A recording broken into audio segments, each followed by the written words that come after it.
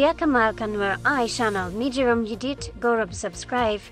Kami Jiram Tatanun Gorab notification veil Bijala Bako Yum Chinador Avlut Be Monajiking Pet Wabia to Kamal Goa be subscribe manan be twine be more like he be notification del be twine comment adora upload be magic pet go along Bia Kamal Kanwar our YouTube channel Mijiram Yudit be to go subscribe kami jaram tetanun bachugwa no bi notification bell bi chulap ko michne video me jidid michne la rajbi ko mala jen gapet member right tan tama amanda na chitok kana sere nyok man chitok kam white army kana SSPDF chitok no chana nyen kijing mir na mandan chana tukor kagwa dan chika buak changana na chana tan nyi na man chukor mi chulat chi che yo mat chu jang chu nyo ji na nyok chika ban kam chola buru biai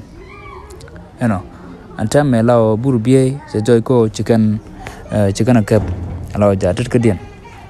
no makul tan odi akuma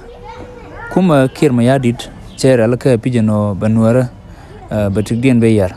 ata guyen ko tona kan jang te datar jendna na mejin wiyer ka buru biay talam do den mungot chicken buru biay chicken ka borodi man kul tatano widana chirpin chokon ngaje no gonter chelunjok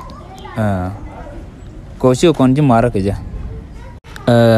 chana kamen challenge eno chicken buru biay chicken kap kan dine tanjal chiga jang ka roken to Uganda Defense Force Station kate dini jalaba gantan akur mudit kacho agwinyo ejalen uwe pe ka burbiya kara gor kana ngo ano gwan mutun nortan kelo de kan jik tuktan de kan lar dana gor kana de kan la de kan jik lar ka gor begana ter kan nal kana pin alo bakana book kanal ka bana nyinga pinyaka chikor mutot gor jo bi widan bata chunga widan bejen ko agwantera kon chaba mak akan koro kon realaka malar salve alada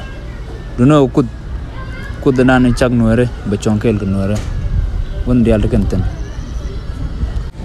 ngona bia ko temal yo mate mi chine yela nyonga jo yo nyok bune nyok kam ye nyok gwa